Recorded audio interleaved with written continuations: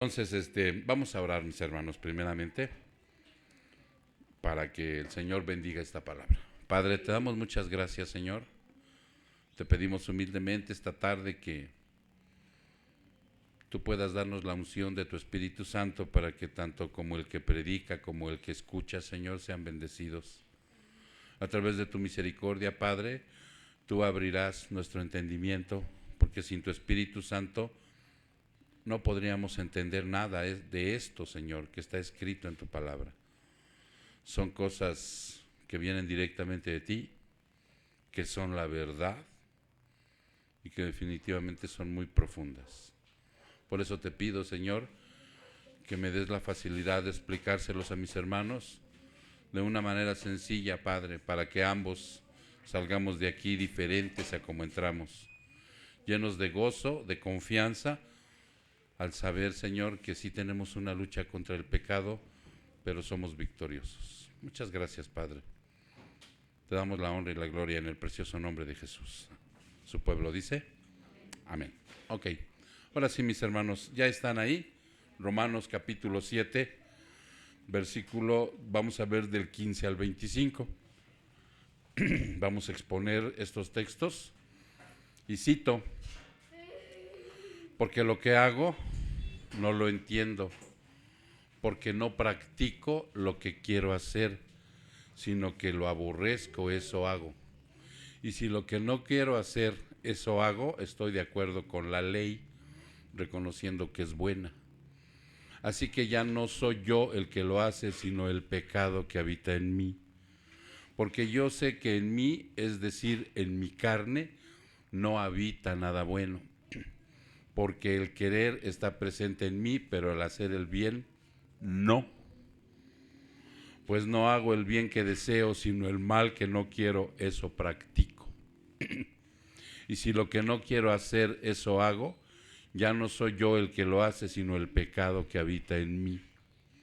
Así que queriendo yo hacer el bien, hallo la ley de que el mal está presente en mí, porque en el hombre interior me deleito con la ley de Dios. Pero veo otra ley en los miembros de mi cuerpo que hace guerra contra la ley de mi mente y me hace prisionero de la ley del pecado que está en mis miembros. Miserable de mí, ¿quién me libertará de este cuerpo de muerte? Gracias a Dios por Jesucristo, Señor nuestro. Así que yo mismo, por un lado, con la mente sirvo a la ley de Dios, pero por el otro, con la carne, a la ley del pecado. Por eso les decía yo que está medio buena, ¿verdad? La palabra del Señor, y nosotros tenemos que aprender a discernirla. Y primeramente, estos versículos están considerados como una de las porciones más difíciles de la Escritura. Y ya hay algunas interpretaciones de esto que se han dado de este pasaje, pero solamente se van a exponer tres, porque hay muchas interpretaciones, pero hoy vamos a ver tres de las más íntimamente relacionadas con la Biblia, y de esa manera se interpreta, ¿sí? Primeramente, déjenme decirles que Pablo, ahí está la imagen, queremos interpretar que más o menos así era Pablo, un hombre de Dios que él se considera como el pecador el primero y como el apóstol el último, ¿no? Y se considera así porque dice que él es como un abortivo, dice él en su palabra, soy como un abortivo, ¿no? Como algo que me abortaron. Dice, porque me siento mal porque yo perseguía a la iglesia de Cristo. Un hombre que verdaderamente aborrecía, porque no conocía a Cristo y aborrecía a los cristianos y los mataba y los encarcelaba y los golpeaba, ¿no? De tal manera que los cristianos oían hablar de Pablo y huían tremendamente. Era el azote en aquel tiempo de la comunidad cristiana. No sé si recuerdan que en aquel tiempo les decían a los cristianos, no cristianos, sino les decían de una manera, ¿cómo les decían? ¿Quién recuerda? No le voy a dar un sneaker. Pero el que me diga, a lo mejor le doy un sneaker ahora. ¿Cómo le decían a los cristianos en aquel tiempo? El camino. El camino les decían. Entonces, entonces, hermanos, sí, ¿no? Inclusive ellos, por eso el famoso pececito ahora, ¿no? Como símbolo cristiano, por ahí andaban poniendo el pececito para decir que ahí iba a haber una reunión, que se quedaban de ver, en fin, era su clave, porque eran perseguidos, ¿no? Entonces Pablo era un hombre que... Y Pablo no servía a la Santa Muerte, Pablo no servía a la Virgencita de Guadalupe, Pablo no servía a los ídolos ni al demonio, Pablo servía al Dios Todopoderoso. ¿Se dan cuenta? ¿Se dan cuenta qué conflicto tan fuerte a veces puede existir en el corazón de un ser humano? Pablo en especial, él había sido educado en la ley de tal manera que era celoso de lo que él aprendía. ¿Quién era su maestro de Pablo? Gamaliel, ¿sí? Un día Gamaliel, está en el libro de los Hechos, un día le dijo a los fariseos, tengan cuidado, porque ya llevaban a los apóstoles, ya les habían dado de varazos y los traían presos, y él era un hombre, Gamaliel, que yo espero un día encontrármelo allá arriba. Dios quiera que se haya arrepentido, ¿no? Ya un día me gustaría platicar con él allá arriba. Gamaliel les dijo, tengan cuidado, Dicen, porque miren, antes había un hombre que se llamaba Bar Jesús y era un charlatán y desapareció, ¿sí? Dice, pero si estos vienen de parte de Dios, si no vienen de parte de Dios, le va a pasar lo que a Bar Jesús, van a desaparecer al tiempo. Pero si no, son de Dios. Y entonces se encontrarán peleando contra Dios. Como que parte del Sanedrín dijo, ay mamá, ¿no? Entonces yo veo la mano de la misericordia del Señor y su gracia, como desde ese tiempo Pablo ya estaba, ¿no?, predestinado para... Y esto también nos da una gran satisfacción en el corazón, porque si hay alguien que no creía en Cristo era Pablo. Los mataba, los consideraba una secta religiosa, los consideraba enemigos de Jehová. Y Cristo hizo la obra en él y lo transformó. Por eso a veces cuando me encuentro a alguien que es tosudo, así que dice, no, yo no quiero saber nada de tu religión ni de Cristo, ni nada. A veces le platico de Pablo, ¿no? Y le digo, mira, este hombre fue transformado. Tienes una esperanza, sea él o sea ella. Porque es indistinto, ¿no?, la incredulidad en el ser humano. Hay una oportunidad. Y Pablo es el que escribe la mayor parte del Evangelio. Si no estoy mal, ustedes corríjanme, pero como el 80% del Nuevo Testamento lo escribió él, ¿no? O sea que la gracia de Dios se derramó en él. ¿Ok? Y entonces él escribe esto, ¿no? Y entonces, de las tres interpretaciones que vamos a dar, dice que una se data de una forma general en la historia de la humanidad pecadora, desde la edad de la inocencia. ¿Ustedes saben cuál era la edad de la inocencia? A ver, esos dispensacionalistas. ¿Saben? Exactamente, de Adán y Eva. Esa es la dispensación de la inocencia, cuando Adán y Eva, ¿no? Desde esa edad hasta la redención, por medio de nuestro Señor Jesucristo, se cree que está hablando Pablo de esa etapa, ¿sí?, hasta que llega Cristo a la redención. La otra interpretación es que Pablo se refiere a sí mismo, de que se está refiriendo a él como pecador, ¿sí?, y a los judíos, o sea, hacia el pueblo de Dios en general, antes de nacer de nuevo, esforzándose por cumplir la ley sin lograrlo. Porque ellos se esforzaban en cumplir la ley, ¿recuerdan?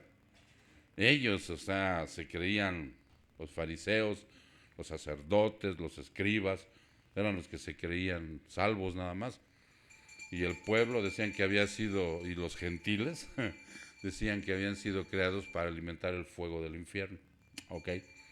Y la tercera es que Pablo, refiriéndose a sí mismo y a todo nacido de nuevo, o sea, a ti y a mí.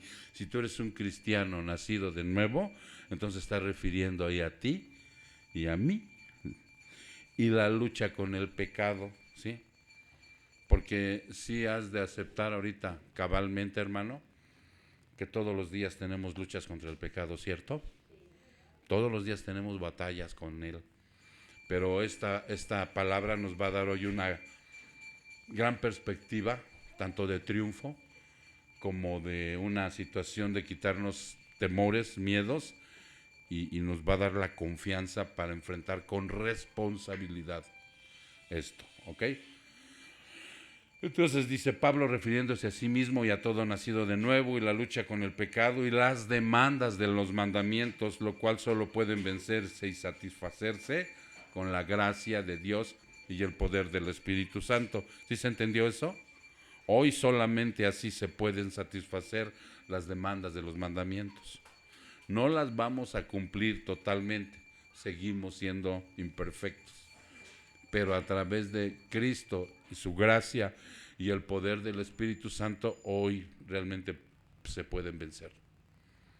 Y en base al discernimiento, esta, la última, es la que más le hace justicia a los textos sagrados. Entonces vamos a ver.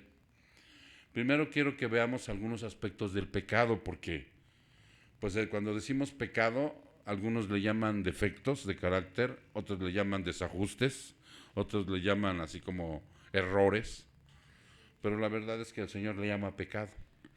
Y no tenemos por qué espantarnos, no decir pecado. ¿Alguien tiene alguna definición del pecado? ¿Alguien que me diga rápido? Así, 2, 3 palabras. Desobedecer a Dios, ir en contra de su voluntad, ¿no? Él tiene lineamientos que marcar. Cuando te sales de ese lineamiento, transgredes la ley, transgredes, ¿sí?, a Dios, y cometes pecado. Una mirada, un pensamiento, algo que te mandó a hacer Dios y no hiciste, una mala obra, pum, caíste en pecado, ¿no? Y el Señor Jesucristo venció eso en nosotros, lo venció en la cruz del Calvario, hermano. Y ustedes vieron el lunes, ya se empezaron a dar cuenta en la vida cristiana cómo nos equipó tan preciosamente todo lo que nos regaló como herencia. O sea, no nada más es, y murió por mis pecados y tan. Qué títulos tan hermosos nos dio como hijo de Dios, nueva criatura, sacerdote, coheredero. Y todavía falta mucho que ver en la vida cristiana, son 7 clases. Estamos entrando en el inicio. Pero eso da la gran confianza de que verdaderamente estás en un lugar de la vida cristiana que es lo mejor de la vida, aunque el mundo no lo entienda, ¿ok? Y entonces vamos a ver, primero vamos a enfocar, vayan en su Biblia a Primera de Juan, en el capítulo 1, en el versículo 5. Primera carta de Juan, capítulo 1, en el versículo 5.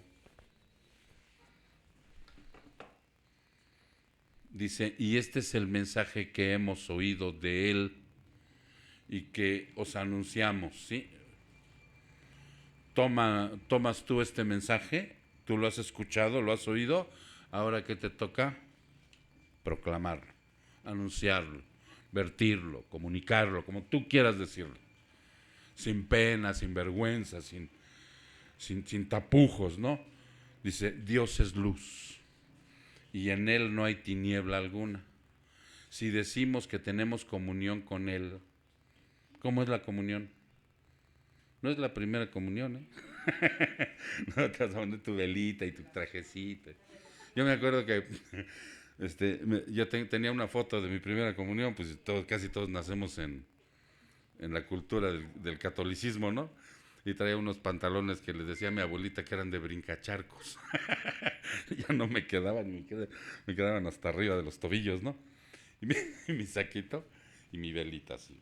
Estaba bien cuco. No, esa no es la comunión. Dice ahí, si decimos que tenemos comunión con Él. ¿Y qué es comunión? Relación, hermano. Una relación con Dios. lo conoces, lo respetas, lo veneras, lo amas, ¿sí? Oras, lees la palabra, o sea, verdaderamente atiendes todas esas situaciones.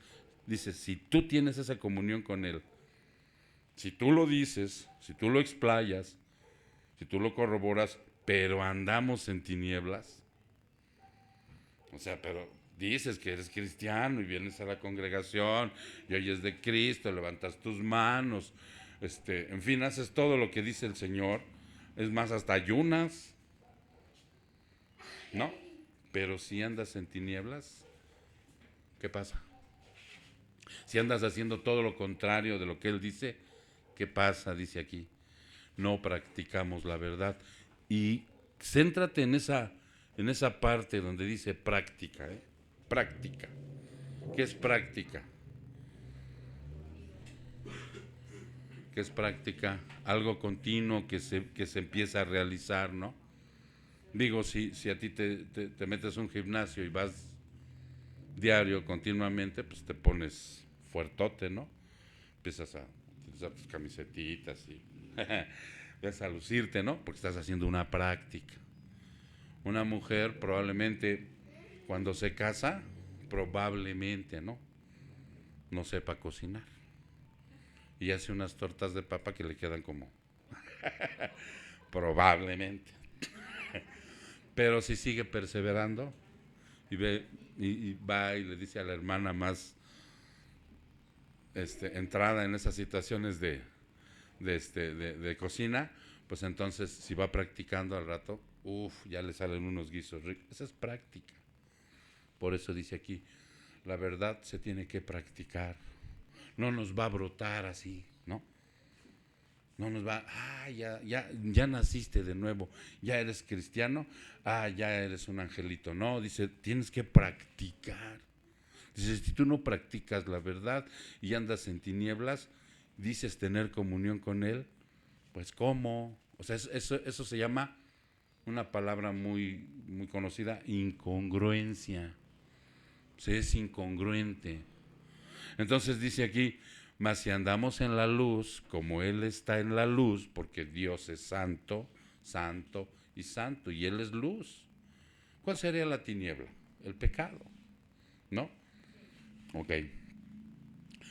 Si decimos que no tenemos pecado, nos engañamos a nosotros mismos.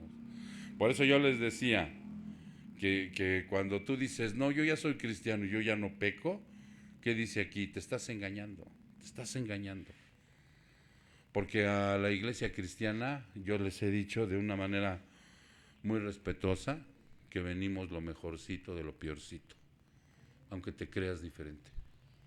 A todos nos pasa así, ¿sí? No, yo pecador, no, algunos llegan como pensando que le van a echar una mano al Señor, ¿sí? Que lo van a ayudar a restaurar a los demás, pero que ellos no son pecadores. No, dice aquí que si decimos eso nos engañamos y la verdad no está en nosotros. Seguimos autoengañados o enmascarados. Si confesamos nuestros pecados, ¿a quién le tenemos que confesar los pecados? A Dios, ¿sí? O sea, al Señor dice, si confesamos nuestros pecados, Él es fiel y justo para perdonarnos los pecados y para limpiarnos de toda maldad. Si decimos que no hemos pecado, lo hacemos a Él mentiroso y su palabra no está en nosotros. Yo creo que está muy claro el decir que yo vengo a la congregación cristiana porque soy un pecador, ¿no? Tengo que darme cuenta lo pobre, miserable y desnudo que llego a esta vida. Claro, mi egocentrismo me va a decir lo contrario. No, pues ¿qué pasó, pastor? Está usted equivocado. Si yo soy Juan Camaney, ¿no? ¿Qué pasó? Pues no me diga así. No vine a que me ofendan. Digo, cuando uno llega yo la primera vez que llegué a un culto, sí llegué a pensar, ay, esposita, ya vino a decirle al pastor quién soy yo. Porque empieza uno a escuchar la verdad y como que no te gusta. Mas, sin embargo, dice, no, Él te va a hablar la verdad y la verdad ofende. Por eso Pepe es muy dado, ¿no? Cuando está el domingo diciendo, da gracias, al último dice, gracias Señor porque tu palabra fue ofensiva. Qué bueno. Pero como la palabra ofende, también restaura, es una espada de dos filos. Vámonos a Primera de Juan para que vean la otra perspectiva. Ahí no se muevan, nada más ahora vamos al 3, al capítulo 3 en el versículo 1. Dice, mirad cuán gran amor nos ha otorgado el Padre para que seamos llamados hijos de Dios, y eso somos. El que es nacido de nuevo, el que ha aceptado la obra redentora de Cristo, ¿sí? El que se va a presentar un día cuando muera ante el Padre y le diga, yo vengo no por méritos que yo hice, no porque yo fui un buen padre, no porque yo fui un buen hermano, no porque yo fui un buen trabajador. Mira, Señor, mi compadre era bien borracho y bien mujeriego, pero yo no, ¿eh? O sea, y si quieres entrar con esos méritos, no te van a dejar entrar. Sino cuando llegue uno y diga, mire, Señor, yo vengo aquí porque soy un pecador, pero gracias al Señor Jesucristo que murió por mí, y eso es a mi favor, yo quiero entrar por los méritos que Él hizo, pásele, ¿sí? Por esto el mundo no nos conoce, porque no le conoció a Él. Amados, ahora somos hijos de Dios y aún no se ha manifestado lo que habremos de ser. Primera de Juan 3, 1. ¿Sí? Y es verdad, o sea, el mundo, sus filosofías, su música, ¿qué más es el mundo? Su cultura, ¿qué más es el mundo? Sus tradiciones, sus religiones, porque eso también es del mundo. Las religiones son del mundo, no son de Dios. Uf, purulan, hay como 3000 religiones, incluyendo esta. Esta no salva. Los bautistas no salvan, ¿sí? Nosotros tenemos que estar registrados como Iglesia Bautista Internacional, Piedra Angular, ante un país, ¿no? Un día van a venir a decir, ¿ustedes quiénes son? Pues pertenecemos a la congregación bautista. Pero en realidad ni esa congregación, porque una persona que empieza a darle más importancia a la congregación que a Cristo, ya cayó en idolatría, ¿no? Entonces, eso es el mundo, por eso dice el mundo, no nos conoce. ¿Quiénes son? Yo les decía el otro día, ¿no? Cuando tú haces lo correcto, te dice la gente, ¿cómo es posible? Si tienes todas las ventajas de sacar esta situación, pues ¿qué tiene? Todo el mundo lo hace, ¿sí? ¿Por qué no pones un diablito? Pagan mucha luz, pues todo el mundo lo hace. ¿Y tú rechazas eso? Y todavía les digo, miren, y no se vayan a ofender, ¿eh?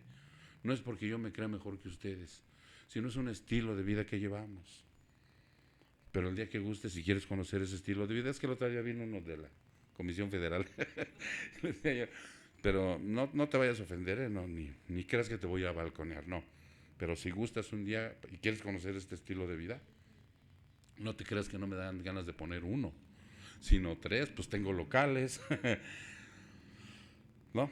No te creas que no, pero hay que obedecer a lo que dice nuestro patrón. Entonces dice, pero sabemos que cuando Él se manifieste, ¿quién? Cristo, ¿no? Habremos de ser como Él, cuando vayamos a su presencia. Ok. Dice, y todo el que seremos semejantes a Él y a Él porque lo veremos como Él es. Y todo el que tiene esta esperanza puesta en Él se purifica, así como Él es puro. Todo el que practique el pecado, ahí vuelve a aparecer la palabra que te digo que no pierdas de vista. Todo el que practica el pecado practica también la infracción de la ley, pues el pecado es infracción de la ley. ¿Cuál ley? Exactamente, la ley moral, ¿no? Y algunas otras leyes que siguen vigentes del Antiguo Testamento, pero enfáticamente son los 10 mandamientos, ¿no? Que es la ley moral de Dios. Ok, y vosotros sabéis que Él se manifestó a fin de quitar los pecados, y en Él no hay pecado. Todo el que permanece en Él no peca. Todo el que peca ni le ha visto ni le ha conocido. Ese es el punto donde muchos dicen que ya no tenemos que pecar. ¿Ya se entendió cómo dice? ¿Así dice tu Biblia también? Te lo voy a volver a decir. Dice, todo el que practique el pecado practica también la infracción de la ley, pues el pecado es infracción de la ley. Y vosotros sabéis que Él se manifestó a fin de quitar los pecados, y en Él no hay pecado. Todo el que permanece en Él no peca. ¿Sí? Todo el que peca ni le ha visto ni le ha conocido, pero te está hablando de una práctica, ¿eh? Yo quiero que entiendas que es de una práctica, ¿ok? 7. Hijos míos, que nadie os engañe, el que practica la justicia es justo, así como Él es justo. El que practica el pecado, ¿de quién es? Del diablo. Sí, porque pues ya lo vimos, ¿no? Que el demonio, ¿cuál sería su mayor poder del demonio? Porque pues tiene poder, tiene muchos demonios a su servicio. Satanás es el jefe, pero hay un poder que él tiene que es el, te hace creer que no existe. Al mundo le hace creer que no existe. y piensan que un día se va a presentar así, todo feo. No. Dicen que se manifiesta como ángel de luz, imagínate. Usted va a llegar, oh, wow. Y hasta se hinca, ¿no? Y, Señor, y por eso la idolatría. Ok. Entonces, dice, el que practica el pecado es del diablo, porque el diablo ha pecado desde el principio. El Hijo de Dios, Cristo, se manifestó con este propósito para destruir las obras del diablo. Ninguno que es nacido de Dios practica el pecado, porque la simiente de Dios permanece en él. ¿Ya se entendió qué dice ahí? El que es nacido de Dios no practica el pecado. No dice, no, ya no tiene nada de pecado, sino no lo practica, lo evita. Y cuando peca el cristiano, ya no queda su pecado impune. ¿Te ha pasado? ¿Cómo te sientes? Mal. de veras. Híjole. Por eso llega un momento en que empiezas, cuando ves que vas envejeciendo, bueno, a ustedes les falta mucho todavía, a mí ya no mucho.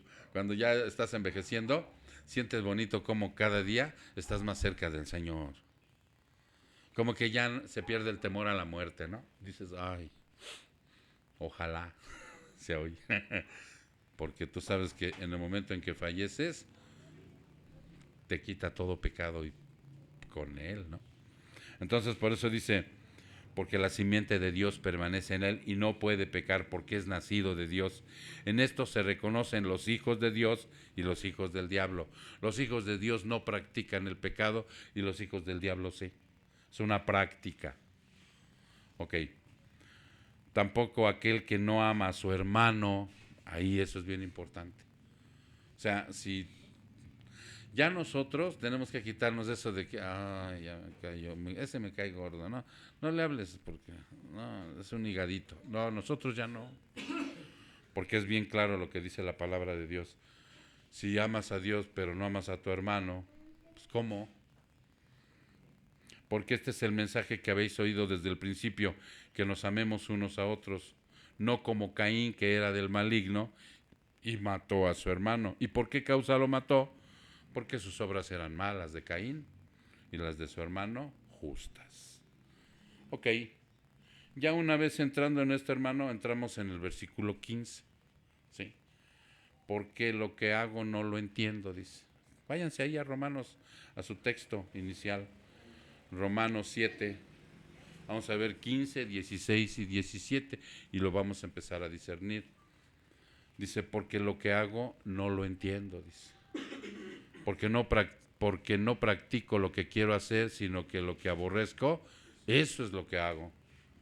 Y si lo que no quiero hacer, eso hago, estoy de acuerdo con la ley, reconociendo que es buena, así que ya no soy yo el que lo hace, sino el pecado que habita en mí. Y así como que, ¿what? ¿Qué dijo el Señor? Todo cristiano verdadero tiene un corazón, tiene en su corazón una percepción correcta. Fíjense bien, ¿eh? ¿Sí saben lo que es percepción? Cuando tú percibes de una manera muy clara. No estamos hablando de dones sobrenaturales, ¿eh? No, el pastor dijo que hay que ser perceptivos. No me refiero a eso. Me refiero a que dentro de tu alma, espíritu, corazón o como tú le quieras llamar a tu interior, O sea, tú tienes una percepción, tú ves claramente, lo lees, lo entiendes y lo aprecias, ¿sí?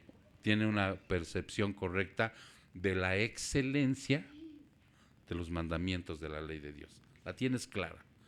Primer mandamiento de la ley de Dios: no tendrás otros dioses ajenos a mí. ¿Está clara la percepción ahí? Antes hasta cuando te decían, ¿cuál es el primer mandamiento? Decías otro. ¿Cuál decíamos? ¿Quién se acuerda? Amarás a Dios con todo tu corazón. O sea, no, ese no es el primer mandamiento, ¿no? Eso es lo que partió Cristo, los 10, ya lo sabemos. Entonces, con ese primer mandamiento tú tienes percepción, ¿cierto o no? De la excelencia de eso. No tendrás dioses ajenos a mí. E inmediatamente empieza tu práctica. Ya no amas a los ídolos, ya no crees en el San Juditas, ya no crees en la Virgen, ya desechas todo aquello. Es más, cuando ves que tienes demasiado apego a tus hijos, tienes cuidado porque se puede levantar un ídolo en el corazón, con tus hijos, con tu esposo, con tu esposa, con el trabajo, ¿cierto? Tú del trabajo puedes hacer un ídolo y te la pasas trabajando todo el tiempo, y Dios, el amor al dinero, es otro ídolo. ¿Qué más? Entonces, cuando tú ya tienes en tu corazón una percepción correcta de la excelencia de los mandamientos de Dios, y entre más madure en su relación con Cristo, conforme vayas avanzando más y más y más día con día, mayor será el nivel de percepción y enaltecimiento de la bondad, de la santidad y gloria de los mandamientos de Dios. Porque lo que no hago no entiendo, porque no practico lo que quiero hacer, sino lo que aborrezco, eso hago. Es el pecado, ¿no?, que habita en nosotros. Y luego dice aquí, bondad de los mandamientos. Entre más profundo sea su compromiso con el Espíritu Santo para la dirección de su vida. ¿Cómo es eso? ¿Tú quieres dirección en tu vida? ¿Quieres guía? Siempre estamos, ¿no?, tratando de tomar decisiones correctas. Siempre. O sea, hasta en el momento en que vas a salir, te paras en la esquina y ves el colón de las Indios Verdes y ves el otro y dices, ¿por cuál? ¿No?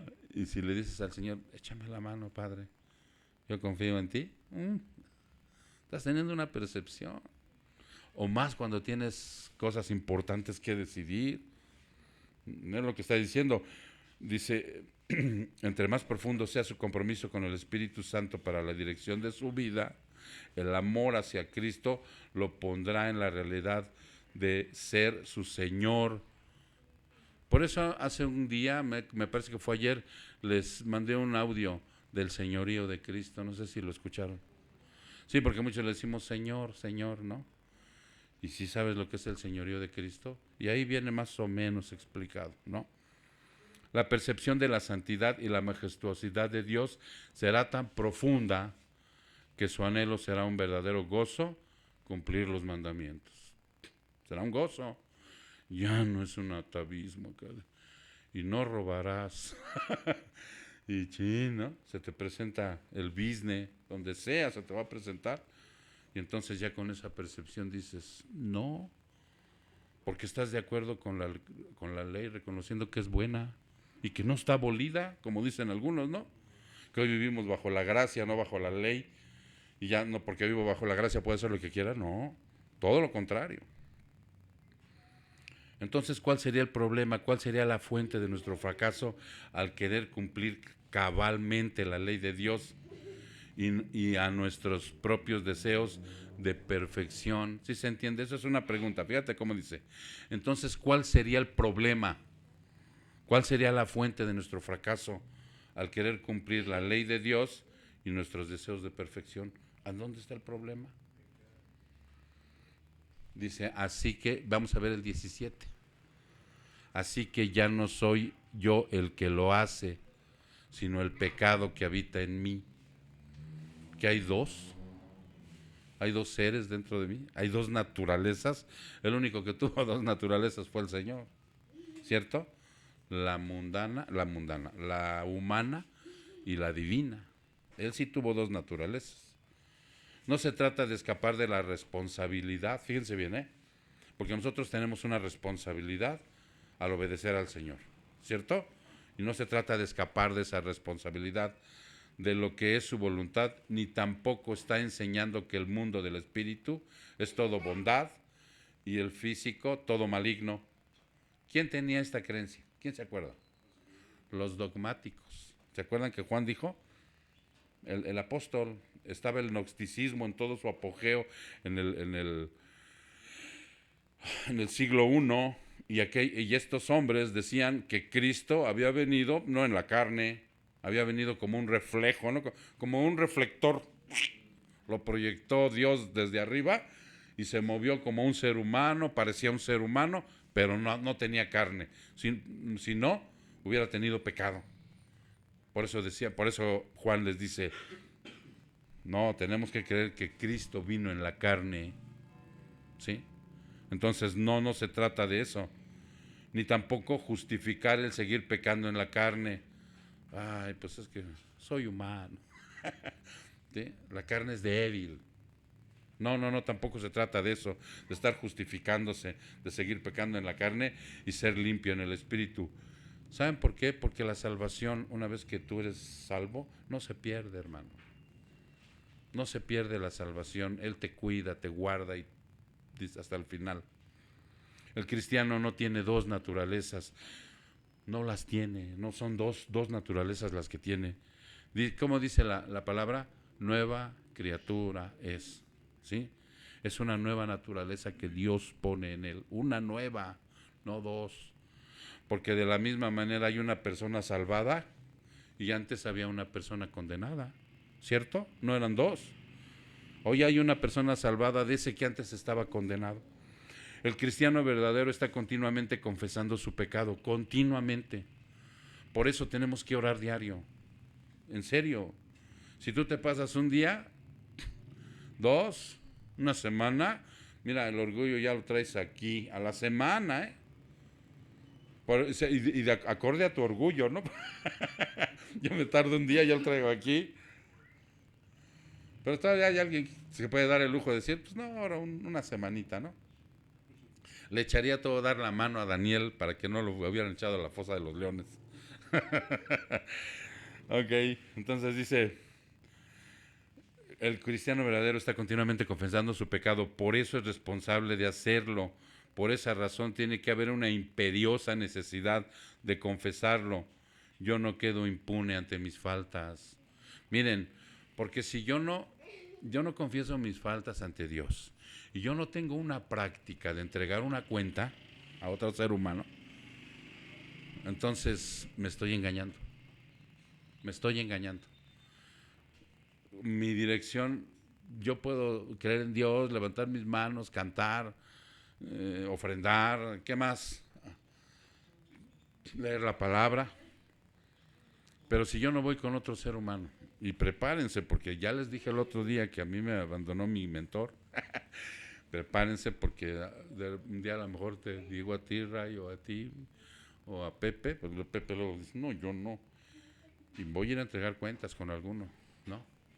Es decir, escúchenme, hermanos, porque yo tengo ya una gran necesidad de que ustedes me escuchen cómo me he comportado en estos 6 meses. Y no porque ustedes me perdonen mi pecado, sino ¿para qué? Exactamente. Y probablemente a lo mejor me den un consejo, ¿no? Hermano, es por aquí. Sí es cierto, porque si no, imagínense, el ya no soy yo el que lo hace. Fíjense bien, aquí dice, yo ya no soy el que lo hace, habla de la conversión, de que ya no hay práctica, de que ya no sucumbo ante hoy, ya no es mi amo hoy el pecado, sino es Dios. Eso es de lo que habla esta parte del 17. Así que yo ya no soy el que lo hace, porque yo ya nací de nuevo, yo ya soy un convertido a Cristo. ¿Y quién vino a habitar en mí? El Espíritu Santo, hermano. Nada más ni nada menos. Fíjense lo que dice Gálatas 2:20. Vámonos a Gálatas 2:20.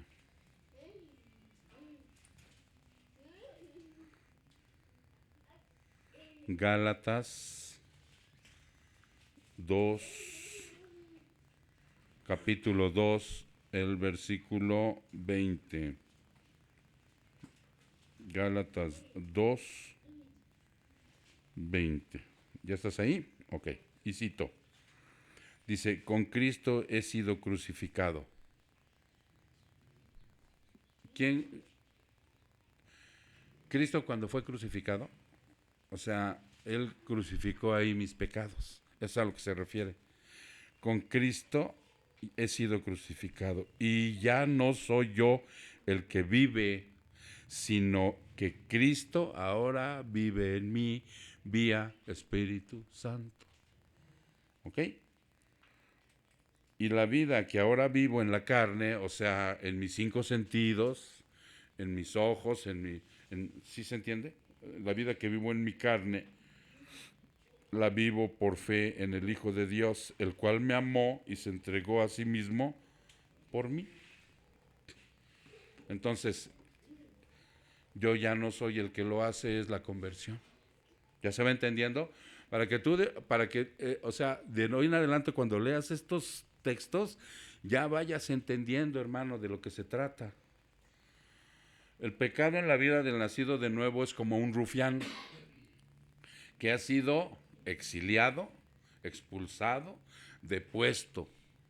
¿Ya se entendió?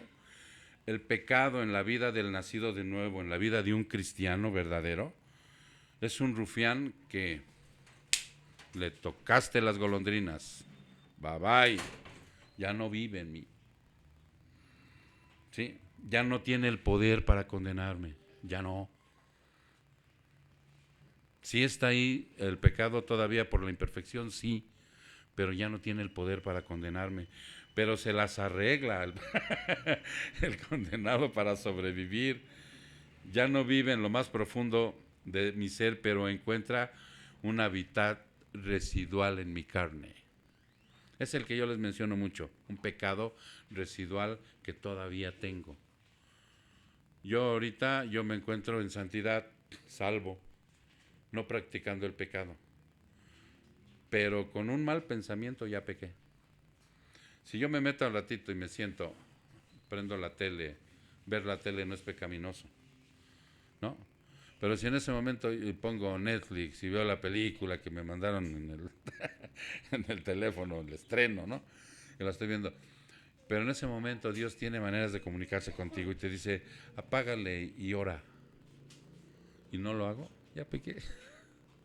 Me mandó a hacer algo y no lo hice, ¿no? Antier estábamos parados ahí, mi esposa y yo comiendo unas gorditas, y yo no me di cuenta. Y estaba un señor pidiendo, un señor ya de edad, estaba pidiendo una gordita y una agüita. No tenía para comer. Yo estaba acá, como siempre, ¿no? La luna de Valencia. Pero mi esposa siempre está atenta y me dice, y volteas y dices, ¿y si tú no lo haces? Si tú no vas y le compartes de lo que tienes, no le des lo que sobre. Ya pecaste. O sea, ese es lo que te está diciendo aquí, ¿no? Es un rufián que ha sido exiliado, expulsado, depuesto. Ya no tiene poder para condenarlo, pero se las arregla para sobrevivir. Ya no vive en lo más profundo de su ser, pero encuentra ese hábitat en nosotros, residual, en la carne, en esa humanidad imperfecta que permanecerá hasta que sea glorificada. ¿Sí se entiende? No te pongas mal cuando de repente, pum, caes en el error o caes en el pecado. No te pongas mal, porque es hasta que te mueras. Hay cosas que el Señor sí arranca de raíz, se los decía el otro día, ¿no? El beber arranca de raíz, el fumar, el drogarse, a lo mejor la masturbación, la pornografía, pero el orgullo no. El orgullo, con ese se batalla hasta que uno muera. La pereza, ¿ustedes creen que la arranque de raíz? ¿Verdad que no? Luego está, la disfraza uno re bien. Hasta que sea glorificada por el Señor Jesucristo, cuando en el arrebatamiento regrese por su iglesia. Gálatas 5:17. Vámonos allá a Gálatas 5. Nada más cámbienle al 5:17. Gálatas 5:17. Ok. Vean lo que dice. Dice, porque el deseo de la carne es contra el espíritu. O sea, la tentación que a mí me llega, la persecución que vimos el domingo hacia la carne que a mí me llega, lo que mi carne desea hacer, lo que me satisface hacer, o sea, va en contra de ¿quién? Y está con E mayúscula, va en contra de Dios, ¿sí? Va en contra del Espíritu Santo, y el Espíritu Santo es Dios. Y el del Espíritu, o sea, el Espíritu Santo es contra la carne, pues estos se oponen el uno al otro, de manera que no podéis hacer lo que deseas. De esa es la manera. Y cuando yo me encuentro en esta disyuntiva, yo recuerdo que el que habita en mí es nada más ni nada menos que el Dios Todopoderoso. Y Él puede vencer a quien sea. 18. Porque yo sé que en mí, es decir, en mi carne, no habita nada bueno, porque el querer está presente en mí, pero al hacer al bien no. Pues no hago 19, pues no hago el bien que deseo, sino el mal que no quiero, eso practico. 20. Y si no lo quiero hacer, eso hago. Ya no soy yo el que lo hace, sino el pecado que habita en mí. Se hace evidente, hermano, de nuevo que se hace referencia a la carne todavía imperfecta. ¿Sí se entiende? Ese pecado residual que habita en nosotros. Eso que decíamos el domingo, el espíritu está dispuesto, pero la carne es débil. Y siempre les pongo el ejemplo más sencillo. Voy a orar, pero todo el día anduve para allá y para acá. Y luego ya con 60 años encima, por eso a veces no me hinco porque me quedo dormido. Mejor me paro, ¿no? O me siento, pero empiezas, Padre nuestro, Padre, yo te alabo, te bendigo. Y te venció la carne. Y así ponle en todo lo que tú quieras. Por eso dice aquí, se hace evidente de nuevo que hace referencia a la carne todavía imperfecta con la cual viviremos hasta que sea sembrada en la tierra. Tenemos que estar conscientes, no a la nueva criatura. Se da evidencia de que aún no somos producto terminado, aún no. Sí, somos nuevas criaturas, todo lo que nos ha dado el Señor, pero todavía no nos hemos graduado. Que tenemos que seguir avanzando hasta la meta. Y cuando yo caigo en algún estado de esto, siempre me voy a Filipenses, como yo te lo sugiero ahora. Vete a Filipenses 3. Filipenses 3. Una carta muy preciosa, muy pastoral. Filipenses 3, en el versículo 12. Dice, no que ya lo haya alcanzado, o que ya haya llegado a ser perfecto, sino que sigo adelante a fin de poder alcanzar aquello por lo cual también fui alcanzado por Cristo Jesús. ¿Sí se dan cuenta? No es que ya sea ya yo porque a veces en la iglesia quiere que haya ministerio de ángeles para que ahí yo me apunte. Yo ya me siento tan cerquita. Yo voy al ministerio. Es más, yo lo lidero. ¿No? No, dice, no, y es que ya lo hayas alcanzado. Tienes que proseguir día con día. Es una jerga, ¿no? Que dicen todos los días. Agarra tu jerga y échale, porque ¿para qué es la jerga? Para limpiar lo sucio. Échale. Dice Pablo, dice el Señor a través de Pablo. Dice, no es que ya lo haya alcanzado, o que ya haya llegado a ser perfecto, o realmente maduro, ¿no? Sí se va madurando, hermano. Claro que sí se va madurando. Pero el día que digas, ya llegué a la madurez, ya de aquí para allá no puedo, ese día estás mal, ¿sí? Sino que sigo adelante a fin de poder alcanzar aquello para lo cual también fui alcanzado por Cristo Jesús. Hermanos, yo mismo no considero haberlo alcanzado, pero una cosa hago, olvidando lo que queda atrás y extendiéndome hacia adelante. Esa es la famosa frase de ni un paso atrás para tomar impulso. No te regreses. Sigue avanzando. Porque agua que se estanca se pudre. Por eso dice, Ya, síguele. 14. Prosigo hacia la meta para obtener el premio del supremo llamamiento de Dios en Cristo Jesús. Prosigo a la meta. Tú puedes tener metas aquí en la vida y está bien. Me decía hoy en la semana un joven que se vino a ministrar, me decía, ¿cuáles son mis propósitos, pastor? ¿Cuáles son mis metas? ¿Cuáles son mis sueños? Le digo, mijo, no te quiero desanimar, pero tú ya no tienes metas, propósitos ni sueños. Tus metas, tus propósitos o sueños son los de Cristo. A ver, barájemela más despacio, sí. ¿Qué quieres? Quiero trabajar, sí. Entonces ese trabajo tiene que glorificar a Dios. Esa es la meta que quiere Cristo. Quiero tener un día familia, perfecto. Es para glorificar a Dios. Pero si te dice el Señor que no vas a tener familia, también es para glorificar a Dios. Entonces, como que por eso dice el mundo, no nos conoce. Porque, ¿cómo les...? Ya me imagino una psicóloga, yo me hubiera dado 3 cachetadones. ¿Cómo? ¿Y el autoestima qué? No, no es por ahí. Ok. A medida que un hijo de Dios crece en su vida espiritual, la consecuencia será odiar el pecado. Odiar el pecado. Aborrecerlo. Así como cuando pasas por algún lado y algo huele mal y te das la vuelta. Así, brother. Y acrecentar su amor por la justicia. Es obvio que el creyente inmaduro no experimenta esa lucha. Porque también hay creyentes inmaduros. ¿Sí están de acuerdo? Lo habla el Señor.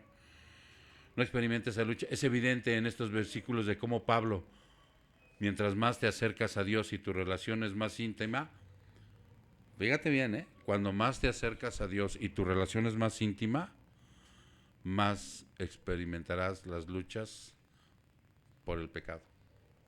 Más de verdad, Entonces, pues es que así es, hermano, no hay de otra. Mientras más tienes una relación con Dios, el reino contrario te va a poner más trabas, más luchas vas a tener, más constantes situaciones se te van a presentar, más situaciones difíciles tendrás que resolver, porque, ¿qué dice el Señor? Te voy a meter a la prueba para que salgas bien refinado. Aquí se recalca que el pecado residual luchará toda su vida en contra del Hijo de Dios que desea hacer las buenas obras. Todo el tiempo, cuando el Hijo de Dios desea hacer una buena obra, el pecado que aún habita en nosotros se va a poner al brinco. En su pensamiento, en sus palabras, en sus obras. Pero la ley de Dios, fíjate bien, pero la ley de Dios que es justificada por Cristo, ¿sí?, está del lado del creyente. Tú tienes una posición correcta delante de Dios si eres un nacido de nuevo. Y eso está a tu favor, no está en contra. Porque muchas veces el cristiano no disfruta su vida cristiana, pensando en que ya está condenado, pensando en que ya la regó, pensando en que, pensando muchas cosas. Y eso es obra de un corazón que no tiene un acercamiento ni ha visto las doctrinas como la de la justificación. Es una posición correcta delante de Dios. Dios te la regaló. Dios se llevó tu pecado y te entregó su pureza. Imagínate nada más que magnífico. Para ellos entonces, para este tipo de cristianos, los mandamientos ya no son una carga, sino son un gozo. ¿Ve lo que dice Salmo 119? Es un gozo ya, o sea, Salmo 119.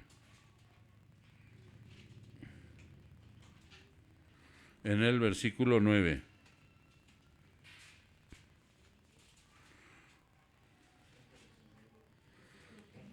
(119, 9). ¿Ya estás ahí? Ok, dice, ¿cómo puede, si estamos en lo mismo? ¿Cómo puede el joven guardar puro su camino, guardando tu palabra? ¿Cierto? Y eso va para los jóvenes, porque luego dicen, es el pastor porque ya la vivió. Creo llegó el evangelio a los 50. Pues yo estoy chavo. Pero es que los tiempos de Dios son preciosos, ¿no? qué bueno. Yo de veras le doy gracias a Dios en mis oraciones cuando veo mucho joven en la congregación. Digo, qué bueno.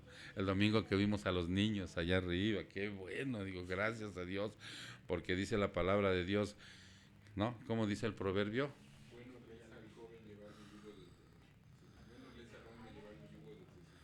El otro, el que es más, instruye al niño en su camino, y cuando sea viejo, no lo olvidará. Y yo tengo esa fe. Así como muchos tienen fe en el doctor que los cura, yo tengo fe en Dios de lo que dice. Y los veo ahí, digo, gracias Dios mío, ¿no? Gracias. Entonces por eso dice aquí 10, con todo mi corazón te he buscado, no dejes que me desvíe de tus mandamientos. Está hablando ya un nacido de nuevo, que busca a Dios. ¿Se acuerdan? Porque la santidad, en la santidad ya lo buscas. No está hablando de que lo buscaste antes para que te salvara. No, eso no existe. En mi corazón he atesorado tu palabra. O sea, cuando habla del corazón es en mi espíritu, en mi alma. En mi corazón he atesorado tu palabra para no pecar contra ti. Bendito tú, oh Señor, enséñame tus estatutos. No nada más tus mandamientos, sino quiero conocer tus estatutos. He contado con mis labios de todas las ordenanzas de tu boca. Me he gozado en el camino de tus testimonios más que en todas las riquezas. 15. Meditaré tus preceptos. Ándale, dice el Señor. Aparte de mandamientos y estatutos, tengo preceptos. Y estudia a los cristianos, Porque, o sea, ¿y qué es eso, pastor? O vayas a venir el día de preguntas y respuestas. ¿Qué es precepto? No, búscalo. Desde ahorita que te vayas, busca la diferencia entre el mandamiento, el precepto y el estatuto. Es tu tarea, hermano. Haz tu tarea. ¿Sí? Y meditaré en tus preceptos y consideraré tus caminos, me deleitaré en tus estatutos y no olvidaré tu palabra. ¿Ok? Aquí observamos que la salvación no es imperfecta ni deficiente, ya que desde que eres salvo, el creyente es aceptado completamente por Dios. Completamente. Y está listo para encontrarse con Él, pero mientras sigue estando en la carne, estará sujeto a tentaciones y pecados. Si tú practicas más estar en la carne que en el espíritu, la tentación y el pecado, así como le dijo al Señor, a Caín estarán llamando a tu puerta. Y te va a decir, pero si hicieras lo bueno, no tendrías problemas. 24 y 25 y cerramos. Miserable de mí, ¿quién me libertará de este cuerpo de muerte? Gracias a Dios por Jesucristo, Señor nuestro. Así que yo mismo, por un lado, con la mente, sirvo a la ley de Dios, pero por el otro, con la carne, a la ley del pecado. Los hombres de Dios, hermano, o sea, los hijos de Dios, hombres y mujeres, me estoy refiriendo al género, se perciben a sí mismos como pecadores en proporción directa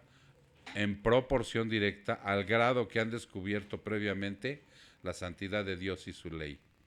Va de nuevo. Los hombres de Dios se perciben a sí mismos como pecadores en proporción directa al grado que han descubierto previamente la santidad de Dios y de su ley. Aquel que no ha percibido la santidad de Dios y de su ley, no se cree pecador. Se cree así como, no hay bronca. Lo que estoy haciendo no pasa nada. Pero cuando ya se dio cuenta que es un pecador, que necesita un salvador, que necesita un regenerador, ¿sí? que los necesita verdaderamente, entonces sí voltea a ver al Señor y ve la plenitud de su santidad, de su excelencia, de su majestad, ¿sí? Y de su ley. Dice, no, yo ya de aquí no me muevo. Por eso un creyente verdadero, cuando examina para saber si está en la fe, esto hay que hacerlo también seguido, hermanos. Hay que examinarse para saber si estás en la fe. Por lo regular llega a esta conclusión, que si compara sus logros actuales con la espiritualidad de la ley y con sus propias intenciones de obedecerlas, se da cuenta que sigue siendo carnal en el estado de su mente y es propenso a la maldad. Por esa razón tiene que estar consciente de su gran necesidad de Dios. Va de nuevo. Por eso un creyente verdadero que se examina para saber si está en la fe, por lo regular, llega a la conclusión que si compara sus logros actuales con la espiritualidad de la ley, lo que él va logrando, hombre, y con sus propias intenciones de obedecerlas, se da cuenta que sigue siendo carnal en el estado de su mente y es propenso a la maldad. ¿Cierto? Sí, no, porque el día que yo ya me crea como para abrir el ministerio de angelología, ya no manches. Dice, está consciente por esa razón, tiene que estar consciente de su gran necesidad de Dios, aunque sea salvo y una nueva criatura, ya que el pecado es tan perverso y poderoso que incluso se aferra a una persona redimida y puede contaminar a su vida, frustrando así hacerse la voluntad de Dios. Él se frustra porque no está observando las cosas, no se está viendo en proporción a su maldad. Por eso les decía yo, cuando un hombre muere en Cristo y va al paraíso, ese viaje es inefable, va gozoso. Uy, hasta me pongo chinito. Pero cuando muere sin Cristo y va al infierno, o sea, ahí en ese camino se va dando cuenta el monstruo que verdaderamente siempre fue. Vamos a orar. Padre, te damos muchas gracias, Señor, porque en esta preciosa tarde tú nos has puesto de nuevo para confrontar nuestro pecado. Y gracias, Señor, porque verdaderamente necesitamos de ti todos los días, Padre. Todo el tiempo y a cada momento, mi Dios. Por eso te damos gracias, mi Dios, porque te revelas constantemente a nosotros. Y el poder de tu evangelio, Señor, cada día nos da la certeza de cuán pecadores seguimos siendo y cuánta necesidad tenemos de ti. Gracias, Señor. Que esto, Padre, nos lo llevemos en nuestro corazón y lo repasemos constantemente. Que no se nos olvide, Padre, que estamos en una continua lucha y que esa lucha a veces se desata en mi interior constantemente. Muchas gracias, Señor. Yo te pido por mis hermanos que están aquí, y si alguno de mis hermanos en este momento esta palabra la toma para él mismo o para ella misma, yo te pido, Padre, que tú pongas desde ahí donde ellos o ella quien sea, Padre, esté sentado, pongas el arrepentimiento y la fe para que de corazón te pida perdón por todo lo que te ha ofendido y tú puedas tener misericordia, Padre, para darle un nuevo nacimiento. Muchas gracias, Señor. Te damos la honra y la gloria en el precioso nombre de Cristo Jesús. Su pueblo dice, amén. Gracias, mis hermanos, estamos